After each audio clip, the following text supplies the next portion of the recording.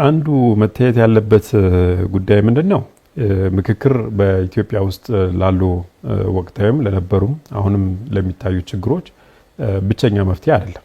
አንዱ ህገ መንግስቱ ላይ የመሳተፍና ያለመሳተፍ አልተሳተፍኩበትም፣ አላየሁትም፣ ወኪል አልነበረኝም የሚለው አጀንዳ እስካሁን ድረስ እየተንከባለለ መጥቶ የግጭት መንስኤ ሲሆን እየተመለከትን ነው። በተመሳሳይ መልኩ አሁን እናንተ ኢትዮጵያ እየመከረች ነው ትላላችሁ። በቀጥታ አንድ ክልል እንደ ክልል ለምሳሌ ትግራይ ክልል እየተሳተፈ አይደለም። ሁለተኛ በአማራ ክልልም እንደምንመለከተው መንግስትም በኮሙኒኬሽን ጽህፈት ቤቱ በኩል መግለጫ እየሰጠ ባለበት ሁኔታ ላይ ትራንስፖርት በአግባቡ መሄድ በማይቻልበት ሁኔታ ላይ አማራ ክልልም ላይ ምክክር እያደረግን ነው ብሎ በሙሉ ልብ መናገር ይቻላል ወይ እየዋሻችሁን ካልሆነ በስተቀር? በተመሳሳይ ብዙ ቦታ ዛሬ ወጣ ብሎ መግባት የማይቻልበት ስለዚህ ኢትዮጵያ እየመከረች ነው ማለት አሁን በዚህ አመት ነው እንዴት ያለ ማለት አሁን መጠራጠር ቀደም ሲል ያነሳ ነው። እንዴት ነው ይሄን ማንተ አለመጠርጠር እኮ አይደለም እየመከረች አይደለም ብዬ በውስጥ ይፈረድብኛል። ብዙ የመፍትሄ ማለት ችግሮቻችን በጣም ብዙ ናቸው። በሀገራዊ ምክክሩ ሊፈቱ የሚችሉ ጉዳዮች አሉ። በሌሎች አማራጮች ደግሞ መፈታት ያለባቸው ጉዳዮች አሉ። ስለዚህ ለምሳሌ ቀደምም አንስተው ነበር አንዳንድ ጉዳዮች በምክክር ብቻ የሚፈቱ አይደሉም። ወደ ምክክሩ ለመምጣት ራሱ እንደ ቀድሞ ሁኔታ መሰራት ያለባቸው ስራዎች አሉ። ይሄ በሌሎችም ሀገራት ላይ ያለ ተሞክሮ ነው። ለምሳሌ የመንን ታስታውስ እንደሆነ ብዙ ኃይሎች ተሰልፈው ውጊያ በከፈቱበት ወቅት ወደ ምክክር በሚመጣበት ጊዜ የተለያዩ ድርድሮችን በማድረግ የነበሩ ግጭቶችን እንዲቆሙ በማድረግ ወደ ምክክር የመጡበትን ሁኔታ እናያለን። ሌሎች ሀገሮች ላይ እንደዚህ። ስለዚህ አሁን ምክክሩ ሂደቱን እየቀጠለ ቆሞ መጠበቅም ስለማይገባውና አንድ የመፍትሄ አካል ሊሆን ስለሚችል ሌሎች አማራጮችን ለምክክሩ ሂደት እንቅፋት የሚሆኑ ቀደም የተቃቀስካቸውን ችግሮች ደግሞ በተለያዩ አማራጮች መፍታት ተገቢ ነው። ይሄ ኮሚሽኑ በተደጋጋሚ ጥሪ ያቀረበበት ጉዳይ ነው። ለመንግስትም በግልጽ መልእክት ያስተላለፈበት ነው። በትጥቅ ትግል ውስጥ ላሉ ወገኖችም በግልጽ መልእክቶች ተላልፈዋል። ያ ማለት ምን ማለት ነው? ወደ ምክክሩ አጀንዳዎቹ ወደ ምክክሩ አምጥቶ ሰላማዊና ዘለቄታዊ የሆነ መፍትሄ ለማምጣት እንዲቻል እነዚህ ችግሮች መፈታት መቻል አለባቸው ነው። ይሄ ማለት ግን ቀደም ያልከው ነው። አሁንም እኛ እያለን ያለ ነው ኢትዮጵያ እየመከረች ነው እንጂ ኢትዮጵያ መክራ ምክክሯን ጨርሳለች አላለም። ሂደት ነው። እንዴት ማለት ግልጽ ስለ ኢትዮጵያ እየመከረች ነው ብሎ አፍን ሞልቶ መናገር ይቻላል? ያ እንዳልኩ ነው። እየመከረች ነው ማለት ፕሮሰስ ነው፣ ሂደት ነው።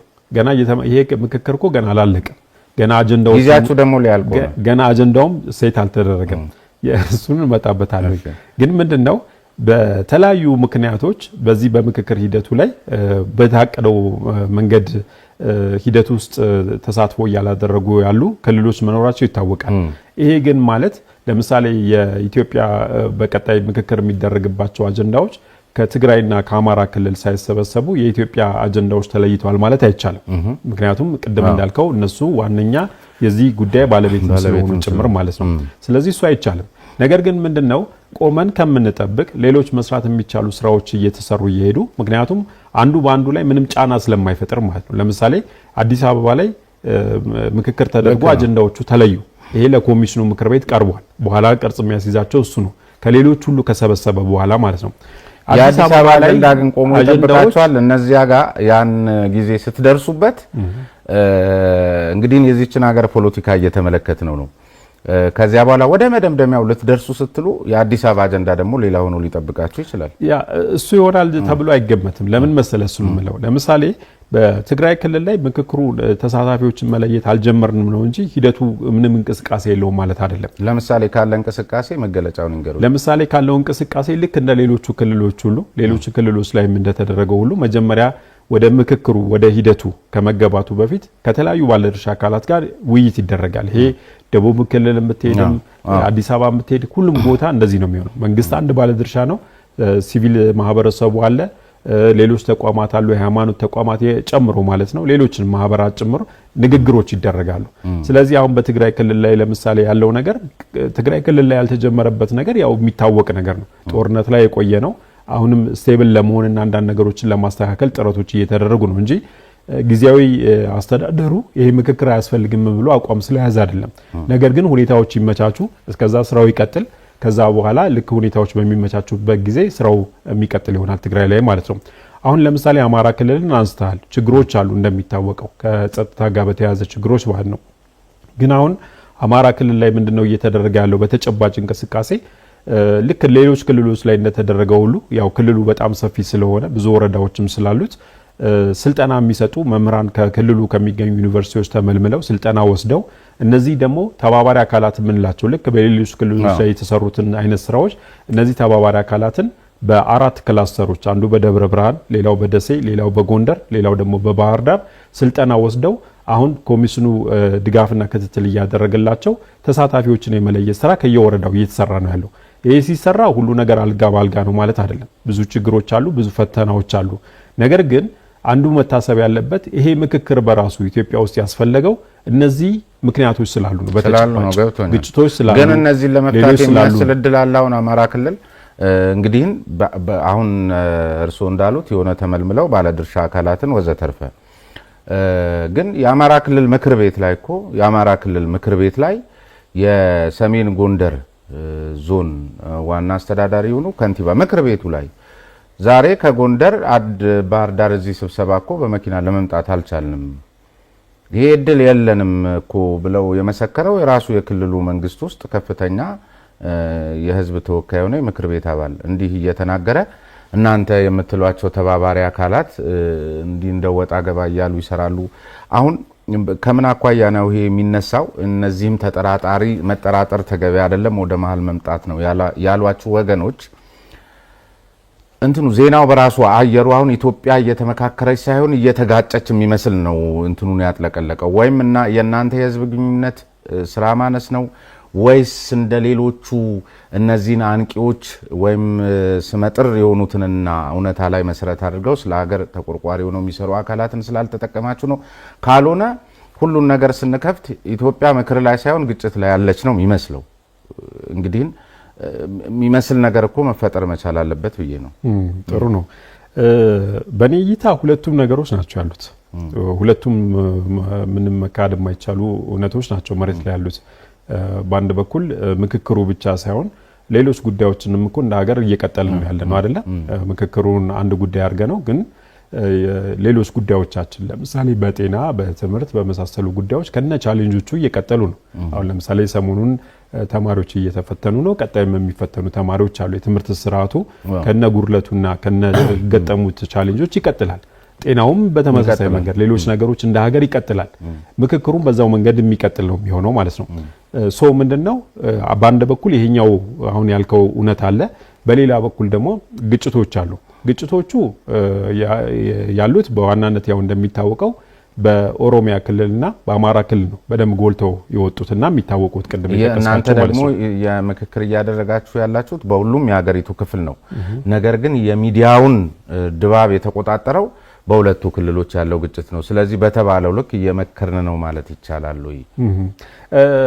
የሚዲያው ነገር አንድ ጉዳይ ነው፣ በራሱ መታየት ያለበት ጉዳይ ነው ማለት ሚዲያውም የራሱ ብዙ ኢንተረስቶች ያሉበትና ብዙ ሀሳቦች የሚራመዱበት ነው። አሁን ቅድም ያነሳቸው ጉዳዮች ራሳቸው የሚንጸባረቁበት ነው። ያ ማለት ምን ማለት ነው? ለምሳሌ ይህን ምክክር በጣም ያስፈልጋል፣ ዘላቂ መፍትሄ ለማግኘት ያስችለናል የሚሉ ወገኖች መኖራቸውን ያህል በዛኛው ወገን ደግሞ እነዚህ ነገሮችን እንትን የሚሉ አሉ። ስለዚህ ሚዲያውን እንደ አንድ ነገር ለመውሰድ የምንቸገርባቸው ሁኔታዎች አሉ። ምክንያቱም ሚዲያዎቻችን በሀገር ውስጥም በውጭም ያሉት በራሳቸው ከሙያም አንጻር ከሌሎች ነገሮችም አንጻር የራሳቸው ጥረቶች ስላሉ ማለት ነው። አንዳንድ ጊዜ ሚዲያው የሆነ ነገርን ስላስጮሆ በዛ ጮህት ልክ ነው ማለት አይደለም። በዚህ ጉዳይ ላይ ግን እንደው የዕለት ተዕለቱን ምክክሩ ከተጀመረበት እለት አንስቶ ቢያንስ 2 ዓመታትን አልፎ ቀኑም እየተቃረበ ነውና በዚህ ሂደት ውስጥ አሁን ዝም ብለን ራንደም ሊኒና እርሱ ወተን በራሱ መንገድ ላይ እዚህ አዲስ አበባ የሚገኙ አካላትን ስለ ኢትዮጵያ ሀገራዊ የምክክር ኮሚሽን ጥያቄ ብናነሳላቸው ከኮሚሽኑ አሁን ይሄ ስለ ሀገር ሰላም ብሎ ከሚሰራው ስራ በላይ ስለ ግጭቶቹ የሚያነሳልን ወይም መረጃ ያለው ነው ልናገኝ የምንችለው የሚል ግምት ስላለኝ ነው። እንግዲህ እንትኑ ነው የሰውን ባህሪም ነው። በአንድ በኩል ማለት ወዴት ነው ተፈጥሯችን የምናዘንብለው? ብዙ ጊዜ ሰውን የሚያኖረው ተስፋና ስጋቶች በእርግጥ እንወዳለን፣ የግጭት ወሬ እንወዳለን። ግን ከራሳችን ተነስተን እኔ ዝም ብዬ ከኔና ከጓደኞቼ ተነስቼ ሳውራ ብዙ ሀገራዊ ጉዳዮች ላይ የመወያየት ልምድ ስላለን ማለት ነው። ዓለም አቀፍ ጉዳዮችንም እያነሳን ብዙ ነገር የምንነጋገር የሆነ የቅርብ ጓደኞች አሉኝና በዚህ ጉዳይ ላይ አንድ ቀንም ሲመሰጡም ሲያወሩም እኔ ሰምቼ አላቅም፣ እንደ ምሳሌ ማለት ነው። እንግዲህ አሁን ይሄ እንደዚህ ብሎ ለመፈረጅ ራሱን የቻለ መንገድ ተከትሎ ነገሮችን ማየት ይጠይቃል። እንዳልከው አይነት አሉ ደግሞ በጉዳዩ ላይ በጣም ኢንጌጅ አድርገው በጣም ከኮሚሽኑ ጋርም እንደ ማህበረሰብም ጭምር የሚሰሩ አሉ። ለምሳሌ በየክልሉ ላይ ቅድም እንዳልኩ ተሳታፊዎችን ለይተናል። እነዚህ ተሳታፊዎች እስካሁን ይጠይቃሉ። እኔ ለምሳሌ ፐርሰናሊ ሲዳማ ክልል ነበርኩኝ። እዛ የነበሩት ተሳታፊዎች መቼ ነው የምትጀምሩት? መቼ ነው የምትመጡት? ይህን ነገር ሰርተን ሀገራችንን እዚህ ቦታ እናድርስ ብለው በጣም ኮንሰርን እንዲሆኑ የህብረተሰብ ክፍሎች አሉ። ሌሎችም አካባቢዎች ላይ በተመሳሳይ ማለት ነው። ሌሎችም ክልሎች ላይ በሂደቱ እየተሳተፉ ያሉ ይሄ ነገር ተከናውኖ የሚያመጣውን ለውጥ የሚመኙ ሰዎች ፍጠኑ፣ ቶሎ ቶሎ እንስራ የሚሉ ብዙ ወገኖች አሉ፣ ብዙ ኮንሰርን እንዲሆኑ ማለት ነው።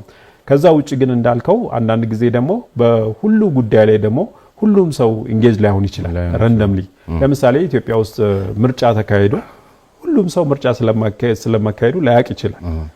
ገባህ አይደለ? በሆኑ ጉዳዮች ላይ በጣም ብዙ ሁላችንም ኢንጌጅ የሚያደርጉ ጉዳዮች አሉ።